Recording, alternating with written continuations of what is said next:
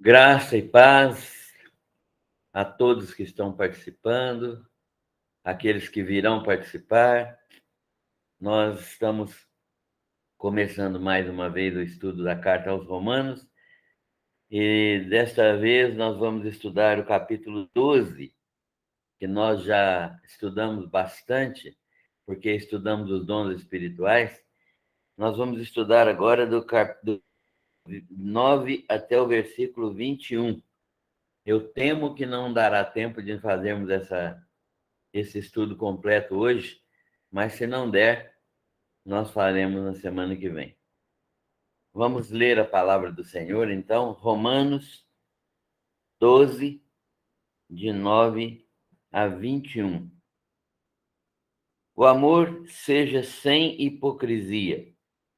Detestai o mal, apegando-vos ao bem. Amai-vos cordialmente uns aos outros, com amor fraternal, preferindo-vos em honra uns aos outros. No zelo, não sejais remissos, sede fiéis, fervorosos de espírito, servindo ao Senhor.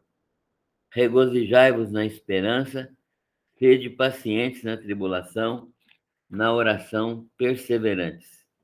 Compartilhai as necessidades dos santos, praticai a hospitalidade, abençoai os que vos perseguem, abençoai e não amaldiçoeis. Alegrai-vos com os que se alegram, chorai com os que choram, tendo o mesmo sentimento uns para com os outros, em lugar de serdes orgulhosos, condescendei com o que é humilde, não sejais sábio aos vossos próprios olhos. Não torneis a ninguém mal por mal. Esforçai-vos por fazer o bem a todos os homens. Se possível, quanto estiver em vós, quanto depender de vós, tende paz com todos os homens. Não vos vingueis a vós, amados, mas dai lugar à ira, porque está escrito: pertence à vingança, eu é que retribuirei, diz o Senhor. Pelo contrário, se o teu inimigo tiver fome, dá-lhe de comer, se tiver sede, dá-lhe de beber, porque fazendo isso, amontoarás brasas vivas sobre a sua cabeça. Não te deixes vencer do mal, mas vence o mal com o bem. Amém. Vamos orar neste momento. Pai Celestial, louvado seja o teu nome. Tu és o nosso Senhor, o nosso Pai amado, nosso Paizinho querido, esse Deus que também compreende as nossas limitações e sabe das nossas carências e se oferece como Pai amado e como Pai querido para suprir as nossas necessidades. Obrigado pela certeza de que o Senhor está conosco sempre e que nós podemos contar com a tua direção, com a tua proteção. Nós te louvamos e te bendizemos por tudo isso. Pedimos ao Senhor que nos dirija no estudo desta tarde. Oramos pedindo a tua graça para compreendermos a tua palavra, mais do que isso, para praticarmos a tua palavra. Perdoa os nossos pecados e as nossas falhas. Ajuda-nos na compreensão deste texto maravilhoso que o teu Espírito Santo inspirou ao apóstolo Paulo para que ele escrevesse e para que fizesse parte da tua palavra para nós nestes dias. Nós oramos agradecidos por tudo, em nome do Senhor Jesus. Amém. Meus queridos irmãos e irmãs, estamos diante desse texto que é um texto especial, né? Paulo está ele terminou, né, no capítulo 11, a parte teológica da carta. Paulo falou, até o capítulo 11, das partes teológica, da teologia da justificação pela fé. Agora, no capítulo 12, ele começa demonstrando que ele vai falar sobre, demonstrando que ele quer falar e vai falar sobre a vida prática, o evangelho vivido na prática. Como se manifesta o verdadeiro evangelho na vida dos crentes? Ou seja, como é que o evangelho é manifestado no modo de viver de cada um de nós, na nossa existência diária, nossa vida diária, no nosso relacionamento com Deus, com os irmãos, conosco mesmo, com as pessoas do mundo. Como é que esse cristianismo que Paulo ensinou até agora se manifesta? Isto é, o que é que o crente tem que fazer depois de saber tudo sobre a teologia da justificação?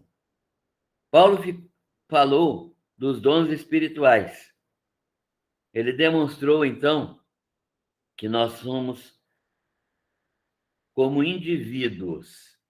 A individualidade é uma característica humana que nos torna únicos, não é?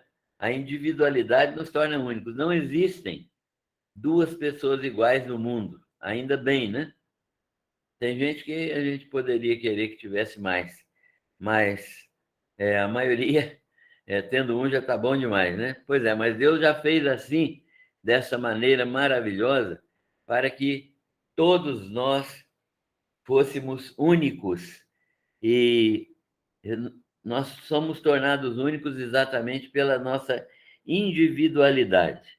Mas Paulo ensina que os salvos por Jesus Cristo, nós somos inseridos no corpo de Cristo. Cada um que é salvo é inserido no corpo de Cristo. Não existe um indivíduo salvo que não esteja no corpo de Cristo.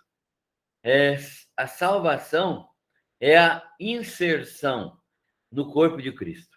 Então, eu sou salvo, imediatamente eu sou inserido, passo a fazer parte, me perco, por assim dizer, no corpo de Cristo. Não me perco no sentido de que eu perco a minha individualidade, né? Mas eu me misturo, eu me homogeneizo, eu fico junto com aqueles irmãos e eu tenho perfeita comunhão com eles. É como uma gota de água que você joga dentro de uma vasilha grande.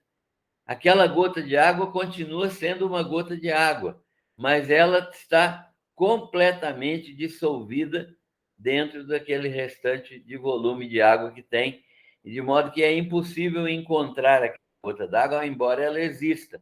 Mas ela existe agora em perfeita integração e unidade e união com aquele restante de água que estava dentro do recipiente.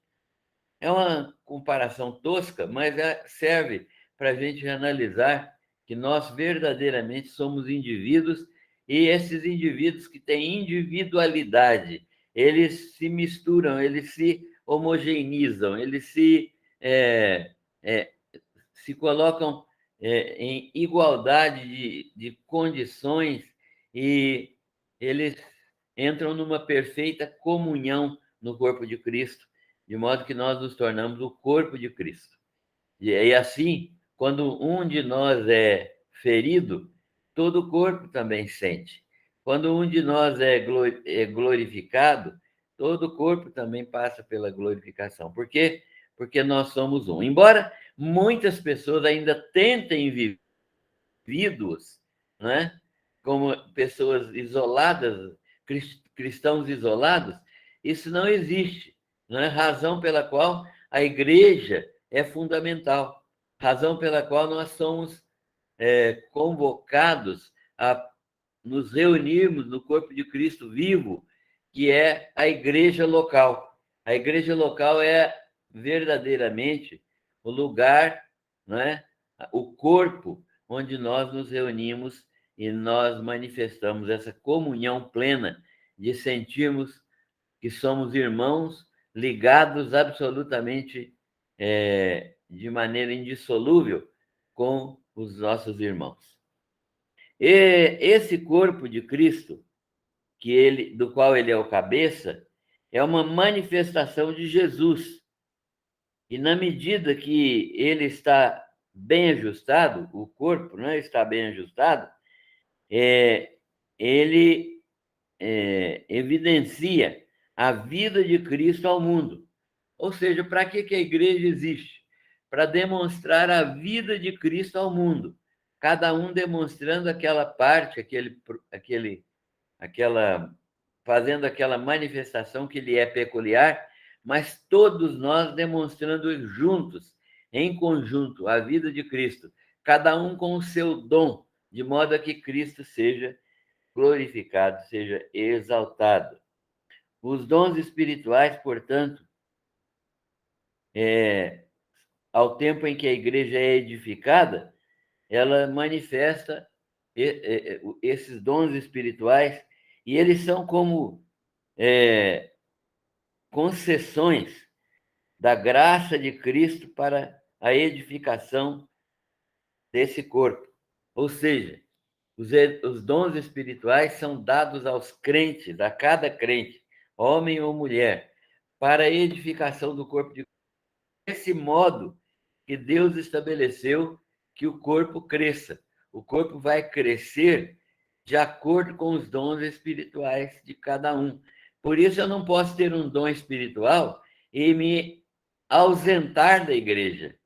Eu tenho que praticar o meu dom espiritual, seja na igreja, seja fora dela, mas principalmente na igreja, porque é lá que os meus irmãos são edificados e é lá que o corpo de Cristo vai sendo desenvolvido, vai crescendo espiritualmente. Os dons espirituais são como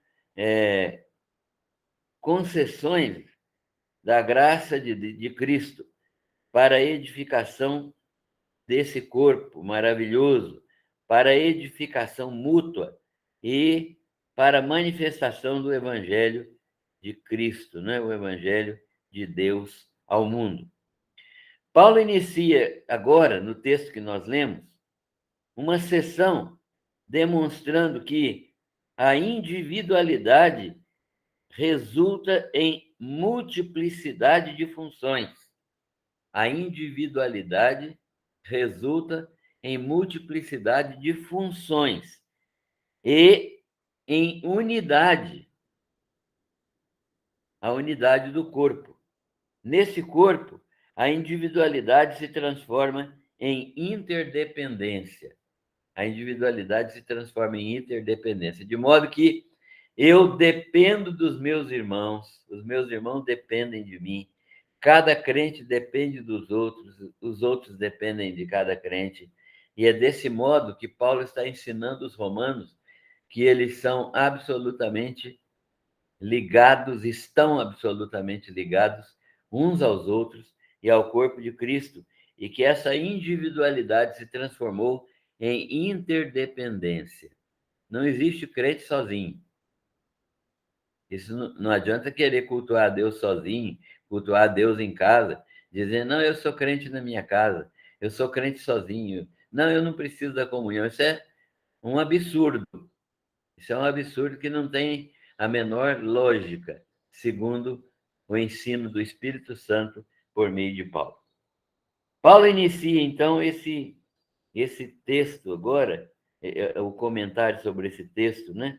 Agora, esse apóstolo vai demonstrar como se manifesta a verdadeira vida cristã.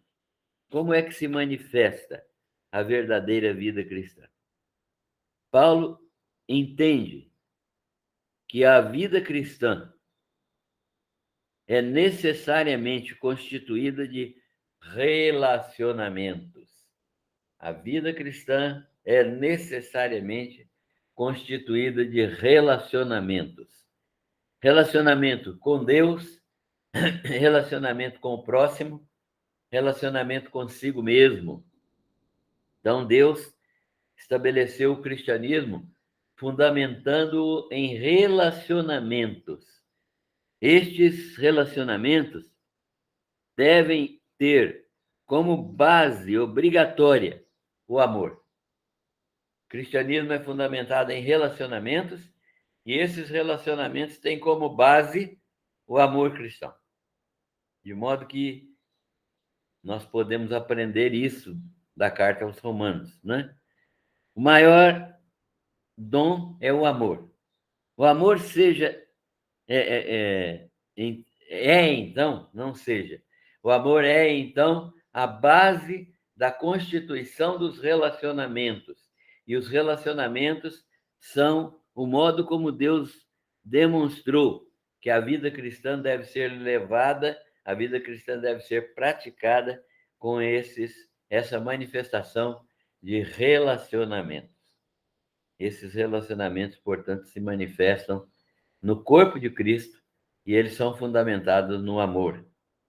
Agora, Paulo vai falar, então, em cada versículo desse, até o versículo 21, ele vai falar desse amor.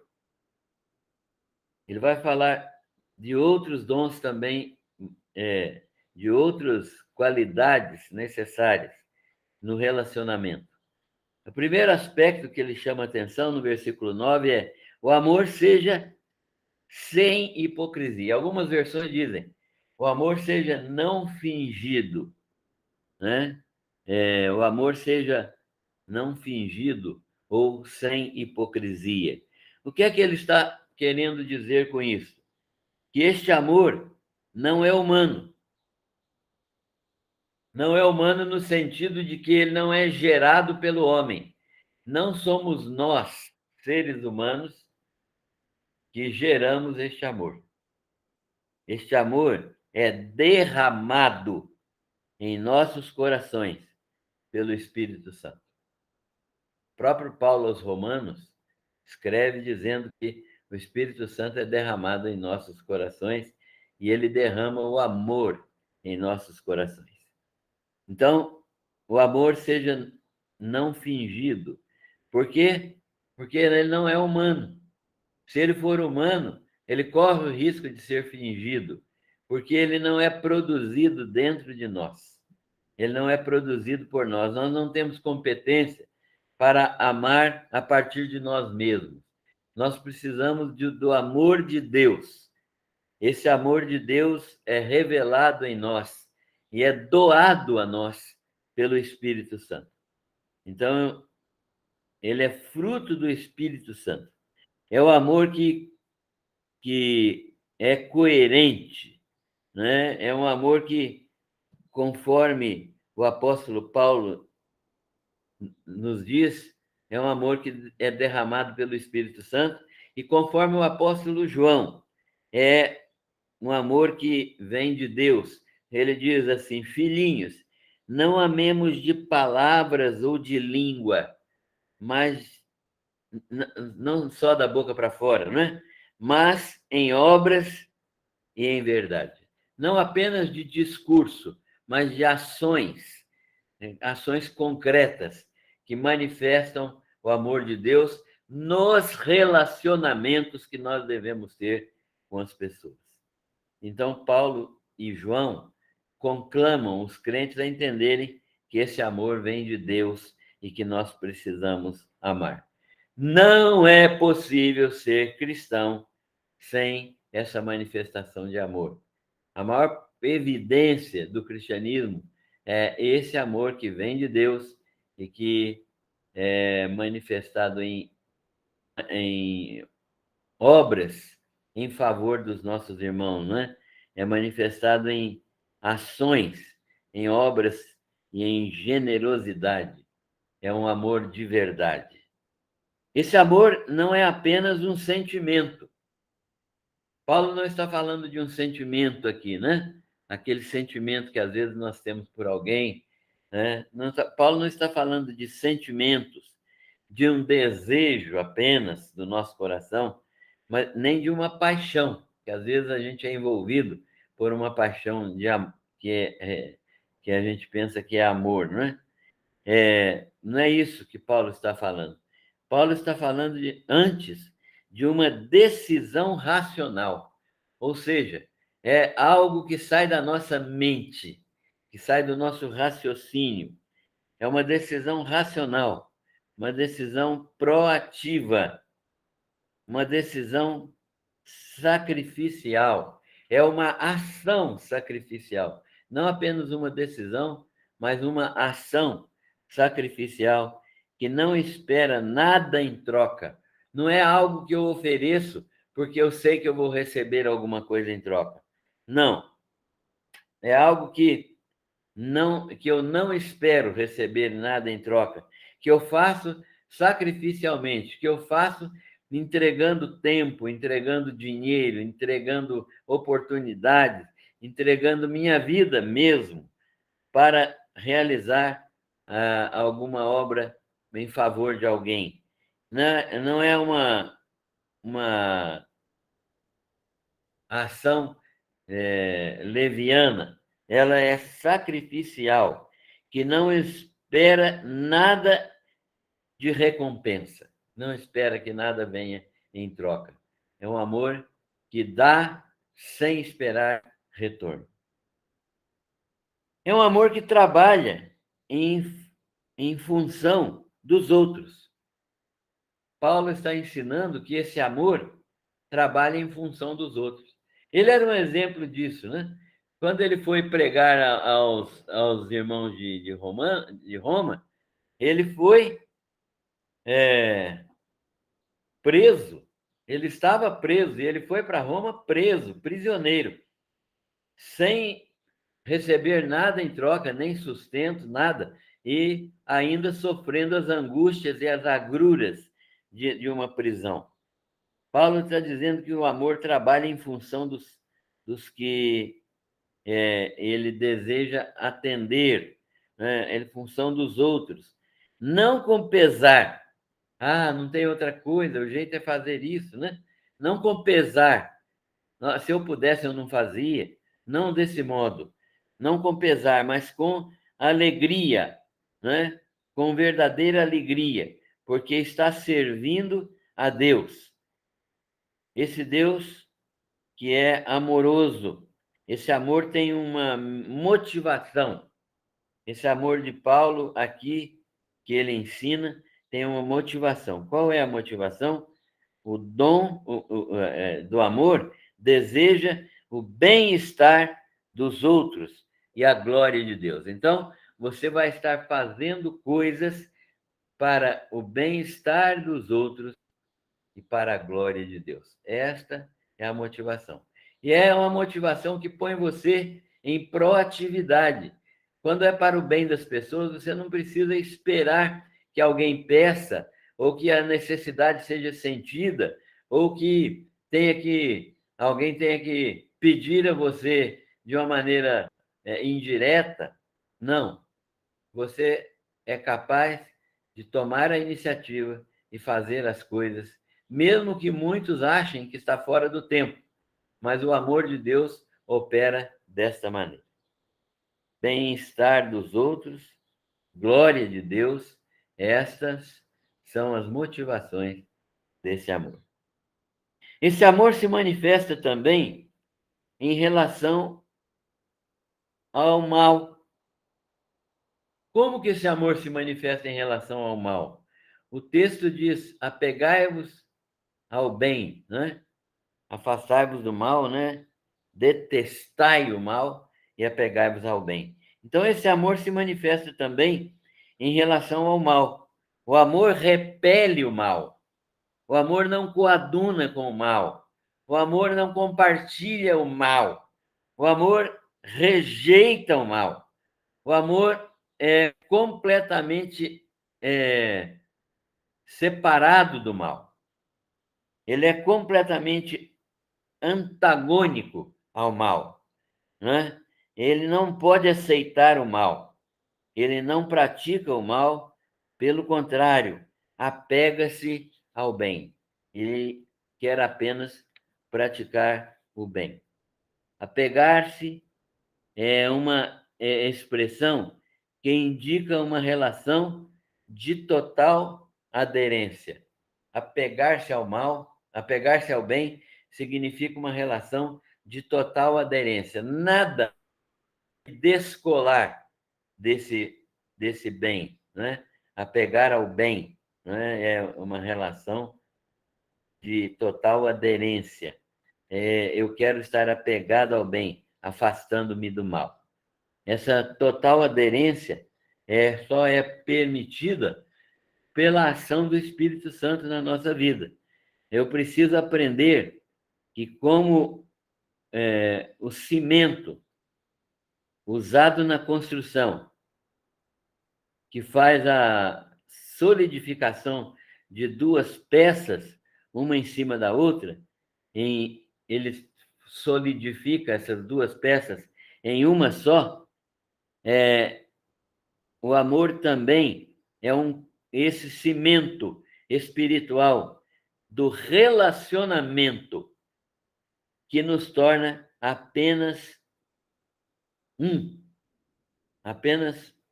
apesar de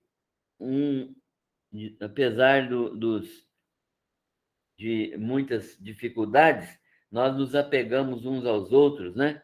E ele nos torna um em Cristo Jesus. É o amor que nos dá essa unidade.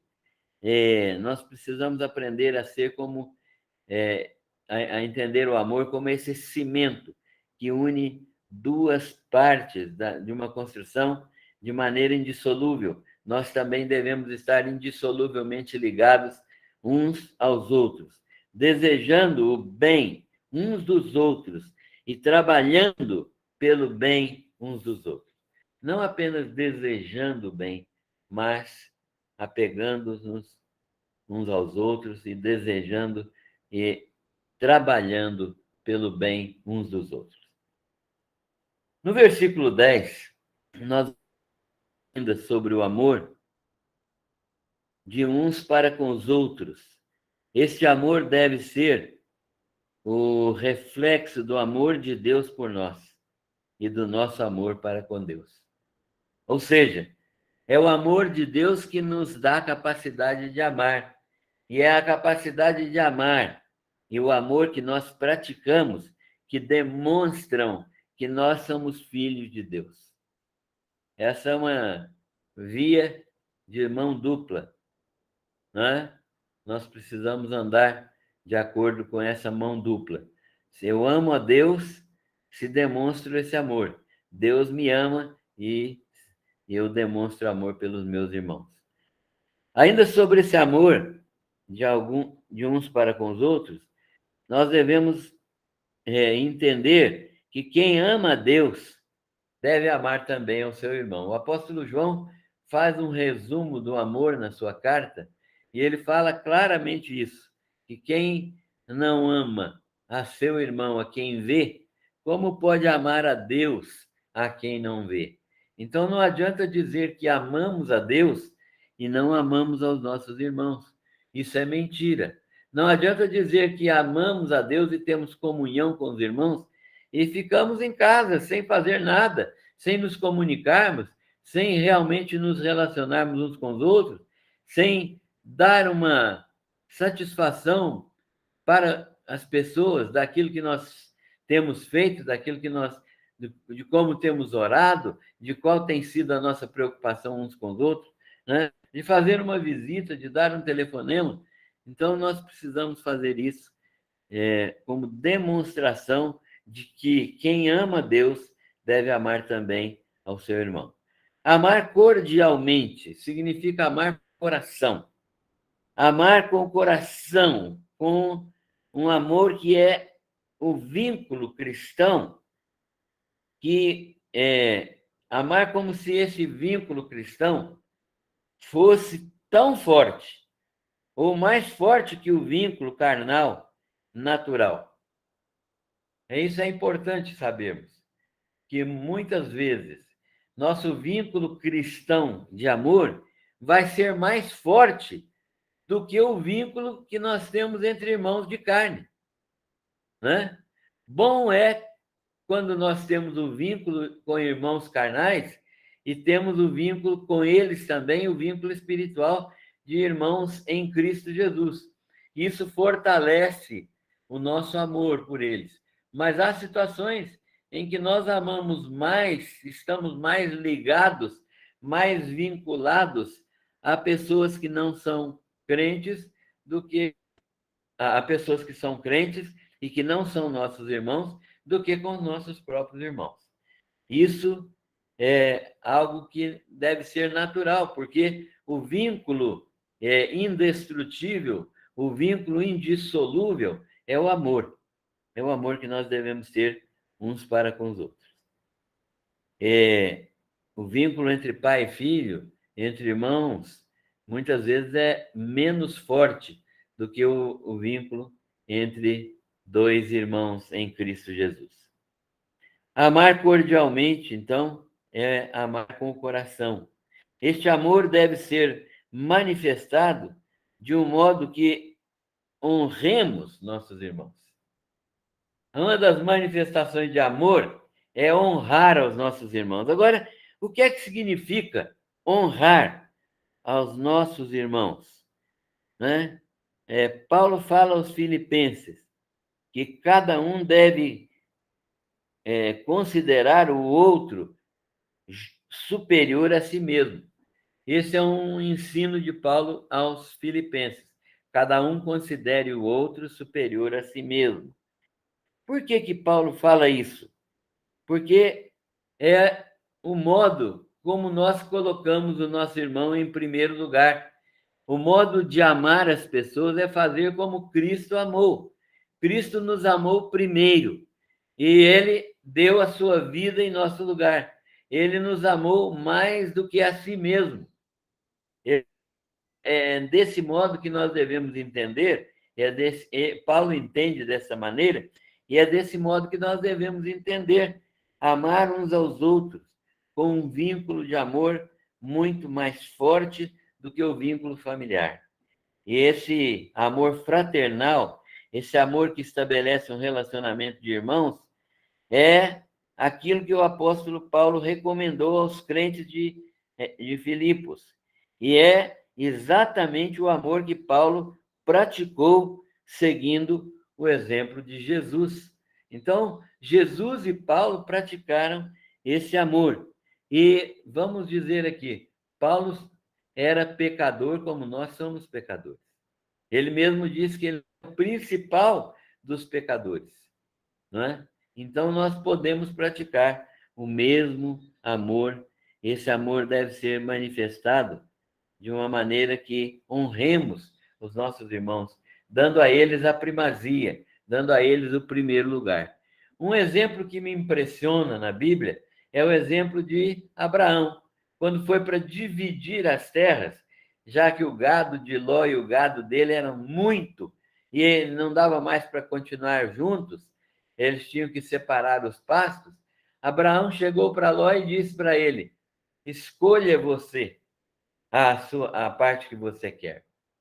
Ele abriu mão do seu direito como mais velho e como tio de Ló, e como mais velho, ele abriu mão do direito que ele tinha de escolher e deixou Ló escolher a parte que ele queria.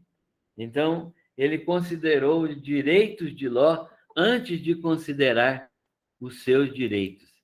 Então, isso é uma demonstração prática de amor, né? Nós precisamos aprender a fazer isso de uma maneira muito séria, muito frequente. Uma maneira frequente eu não vou dizer, mas uma maneira constante. Porque frequente dá a ideia de que em algum momento eu não devo fazer. Mas constante dá a ideia de que eu tenho que fazer em todo o tempo, dar preferência aos meus irmãos. É isso que Paulo está dizendo aqui, dar a preferência aos meus irmãos. Paulo introduz agora no versículo 16, não, no versículo 12, ele introduz agora uma nova perspectiva. Qual a perspectiva que Paulo introduz agora? É a perspectiva escatológica. O que significa isso? Em nome comprido, né? Escatológica. Significa que nós precisamos investigar a vida futura, nesse sentido que eu vou dizer agora. O crente não está vivendo apenas esta vida presente. Muitos crentes têm vivido como se a única vida que tivéssemos fosse a vida material, a vida física, biológica que nós estamos vivendo. Esquecem que a vida verdadeira, a vida que vai ocupar a eternidade, é a vida futura, a vida que nós teremos depois da morte. Paulo está preocupado com isso e agora ele apresenta essa nova perspectiva. O crente não está vivendo apenas esta vida de presença, essa vida de hoje, de agora. Ele está vivendo uma vida que já faz parte de sua vida futura. Ou seja, hoje nós já temos uma vida futura. Por quê? Porque nós temos vida nova em Cristo Jesus. Não é a partir da nossa ressurreição que nós teremos vida futura. Nós estamos hoje com vida futura em nós, e é por causa da vida futura que nós temos hoje, agora, que nós teremos a ressurreição. A perspectiva é essa. Nós já temos uma vida futura. Precisamos viver essa vida futura, porque é a partir dela que nós teremos ressurreição. Todos os crentes só terão ressurreição por causa de estarem vivendo uma vida espiritual agora, que é futura. Ela é agora presente e é futura. É deste modo, Paulo está nos chamando a nossa atenção, porque nós estamos vivendo agora a vida futura. Não apenas depois da nossa morte, mas principalmente agora, que já é uma vida vindoura, uma vida futura. E ela faz parte da do tipo de vida ressurreta que nós teremos na ressurreição e que vai ser glorificada. Nós seremos glorificados. Esta vida é a esperança, certeza, não uma mera expectativa, mas um fato real. Nós temos uma vida futura que não é uma expectativa. Eu espero isso, né? Será que eu vou ter? Eu espero. Mas não é assim que a Bíblia ensina. A Bíblia diz: eu vou ter uma vida futura. E eu sei que eu vou ter. Eu espero, não porque há uma expectativa, mas eu espero porque há uma certeza. Essa certeza é agora. Eu tenho essa certeza. Por isso, tendo essa certeza, eu tenho a expectativa. E a expectativa é garantida pela certeza que eu tenho agora. Não é uma expectativa que produz a certeza, mas é a certeza que produz a expectativa. É maravilhoso poder pensar dessa maneira. Eu não tenho uma expectativa, será que eu vou viver? Eu tenho uma certeza, eu vou viver. E por isso eu tenho a expectativa da vida eterna que é garantida pelo Senhor Jesus. Essa expectativa que eu tenho é uma certeza absoluta, é algo real, é algo verdadeiramente determinado por Deus para acontecer. É um fato real. Nós nos alegramos e consideramos as aflições do tempo presente incomparáveis com a glória que em nós há de ser revelada. Então, isso nos faz olhar para os sofrimentos do tempo presente e nos gloriarmos neles.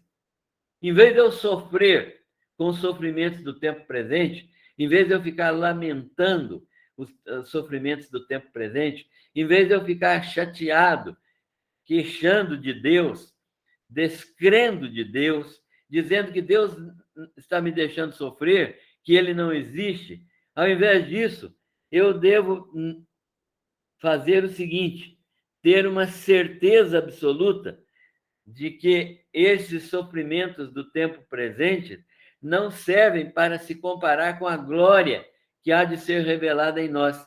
Essa glória que há de ser revelada em nós é uma glória que se manifesta na vida ressurreta, que se manifesta na glorificação. E nós podemos ter essa convicção, de modo que o sofrimento é nada comparado com essa vida. Então, por isso é que Paulo diz que nós podemos nos gloriar no sofrimento. Por quê? Porque gloriando no sofrimento, se há sofrimento, há certamente uma vida glorificada. Então, o apóstolo Paulo está dizendo claramente que as nossas bem-aventuranças são infinitamente superiores a qualquer tipo de agrura, qualquer tipo de angústia, qualquer tipo de sofrimento que venhamos a passar neste mundo. Paulo também diz que por isso mesmo nós podemos ser pacientes na tribulação. É claro, podemos ser pacientes na tribulação. Por quê? Porque a glória que em nós há de ser revelada é infinitamente incomparável com as coisas que hão de ser reveladas. Então, visto que tribulações, melhor dizendo, fazem parte das aflições deste tempo presente, neste mundo, e enquanto estamos aqui, estamos sujeitos a elas, não é? Enquanto estamos aqui, estamos sujeitos a essas tribulações. Elas fazem parte do nosso viver aqui, mas nós já vivemos aqui com a esperança da glória de Deus, de modo que nós já temos em nós uma esperança que minimiza os sofrimentos, que diminui os sofrimentos, que torna os sofrimentos algo infinitamente pequeno diante da glória que há de ser revelada. Você tem essa esperança, essa expectativa? A esperança é verdadeira. A esperança é algo certo. A esperança é algo realizado. Jesus já realizou. Tudo está consumado. Falta ter concretização no tempo. Isto é, quando Jesus retornar, então nós teremos o nosso corpo glorificado. Por quê? Porque nós já temos salvação hoje. E essa salvação nos concedeu vida eterna. Então, a vida eterna que nós temos hoje será mudada, será transformada em ressurreição do corpo e glorificação do nosso corpo, de modo que teremos um corpo absolutamente perfeito e absolutamente impecável. Esse é o projeto de Deus para a nossa vida. Então, Paulo diz que devemos sempre nos lembrar das coisas. No mundo tereis aflições. Tende bom ânimo, eu venci o mundo. Esta é também a base e a garantia de nossa vitória, né? A base da nossa vitória, a garantia da nossa vitória é essa palavra de Jesus. A tríade que Paulo menciona, né? Ele menciona três coisas: a esperança, a tribulação e a oração. Ele diz assim: regozijai-vos na esperança, sede pacientes na tribulação, na oração sede perseverantes. Então, olha só que coisa interessante é essa tríade. Essa esperança e essa tribulação e essa oração são parte integrante da vida cristã. Faz parte da vida cristã a oração. A oração é o modo de conhecer a vontade de Deus. Nós acostumamos a orar pedindo, e nós só pedimos nas nossas orações. Pedimos por nós, pedimos por A, B, C, o alfabeto inteiro. Pedimos por coisas que queremos, pedimos por sofrimento que estamos passando para serem tirados da nossa vida, mas a oração é um modo de conhecer a vontade de Deus. Por quê? Ela é a disposição de submeter a nossa vida, o nosso ser, a nossa vontade aos propósitos de Deus. Nós precisamos entender isso, que a disposição nos submetermos à vontade de Deus vem pela oração.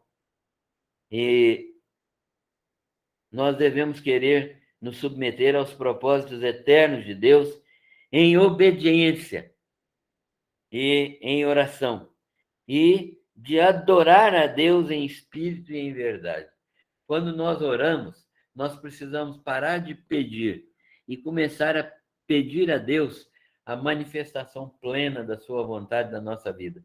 Não da nossa vontade, aquilo que nós queremos, mas a vontade dele na nossa vida, que muitas vezes não é a nossa, né? Nós temos aprendido a orar, especialmente com os neopentecostais, apresentando nossos pedidos a Deus e exigindo que ele cumpra os nossos pedidos. Mas a Bíblia nos ensina a nos submetermos à vontade de Deus, realizar a vontade de Deus e adorá-lo em espírito e em verdade. Então, ele vai cumprindo, revelando e cumprindo a sua vontade na nossa vida. Deus está desta maneira, revelando-nos a sua perfeita vontade. De modo que nós precisamos orar de maneira que Deus seja glorificado e a palavra do Senhor seja a nossa alimentação. O apóstolo Paulo também fala sobre o foco do apóstolo Paulo trabalhando na igreja, é a participação no corpo de Cristo.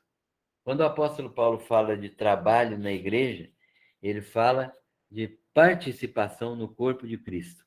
O foco de Paulo é o trabalho na igreja, como a demonstração de que há possibilidade de participarmos do corpo de Cristo. E devemos participar. Ele orienta que os crentes sejam diligentes, trabalhadores, zelosos, dedicados, esforçados, nunca remissos, ou seja, que nunca deixam para depois, que estão sempre fazendo o bem, ou não sejam preguiçosos ou vagarosos, né? Ele está dizendo que o trabalho cristão deve ser um trabalho feito com dedicação, com esforço, com a disposição de um coração amoroso para com Deus. Isso também é fruto da oração. Os crentes são estimulados a serem fervorosos. O que significa isso?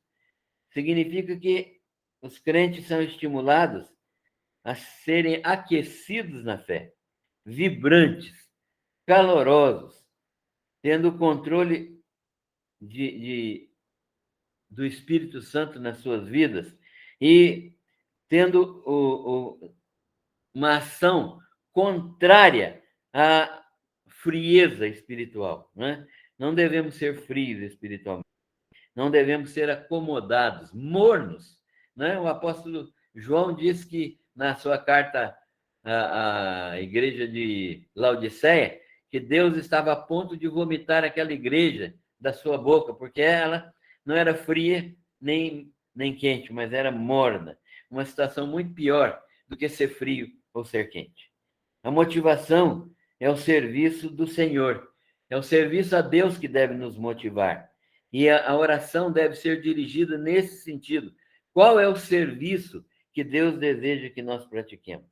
A motivação é esse serviço. Para Paulo, a vida inteira, todas as minhas ações, todos os meus pensamentos, todas as minhas atitudes devem servir ao Senhor com alegria no coração. Paulo, então, se manifesta deste modo em relação à oração.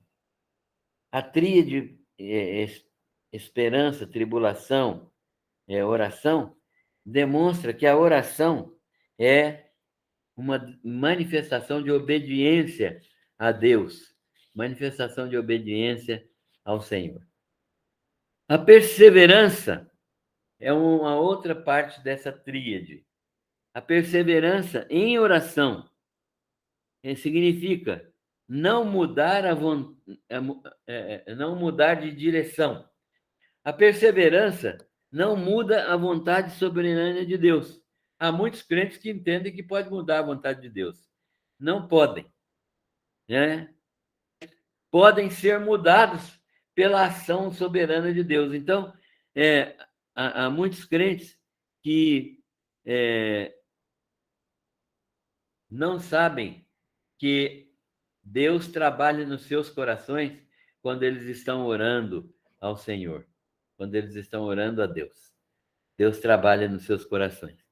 A perseverança em oração não muda a vontade soberana de Deus, mas dispõe meu coração a se amoldar a essa vontade boa, agradável e perfeita.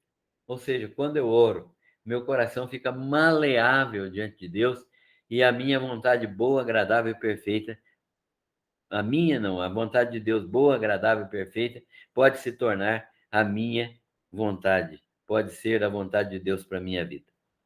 Quanto mais eu oro, mais conhecedor da vontade de Deus eu me torno. Quanto mais eu oro, mais conhecedor da vontade de Deus eu me torno. Quanto mais dedicação à oração, mais comunhão com Deus eu tenho e mais conhecedor da sua vontade eu me torno. E, deste modo, mais domínio do Espírito Santo eu experimento para uma vida de serviço. Nós acabamos de ver que Paulo menciona o serviço como fruto da nossa vida de oração. Então, para uma vida de serviço na igreja, de mútua edificação, ou seja, eu sou usado para edificar os irmãos são edificados, são usados para edificar a minha vida e a de outros também, né? Mútua edificação e de testemunho eficaz do Senhor Jesus Cristo. Ou seja, o mundo passa a conhecer quem é Jesus por intermédio da nossa relação de oração sincera para com Deus e pelo modo como Deus trabalha em nossos corações, por meio da oração. Nesse período de oração, Deus trabalha nos nossos corações. Esse testemunho do Senhor Jesus se torna eficaz quanto mais em oração eu estou. É nesse período de oração que eu vou interceder por pessoas, colocar pessoas, nomes de pessoas em oração, visitar essas pessoas, me aproximar delas, falar de Cristo a elas. E isso certamente produz frutificação por causa de Deus estar agindo nesse momento, por causa da resposta dele às nossas orações. O amor verdadeiro que enche o crente fiel se manifesta nas ações de generosidade. A piedade é uma prática que compartilha e o crente distribui dos seus próprios bens. E ele, conforme a necessidade das pessoas, ele distribui os seus próprios bens. Nós sabemos que isso é uma bênção, o amor verdadeiro, que enche o crente fiel, torna esse crente generoso, capaz de abrir mão dos seus bens e contribuir generosamente para com aqueles que têm necessidades. Nós vamos interromper por aqui, porque este texto é um texto muito grande, já tem quase uma hora que nós estamos falando, meditando nesse texto. Na semana que vem, nós vamos continuar a partir do versículo 13. Nós estudamos do 9 até o 13. A partir do versículo 13, nós seguiremos na semana que vem. Nós vamos encerrar agora e, em seguida, nós vamos ter a oportunidade de conversar um pouco.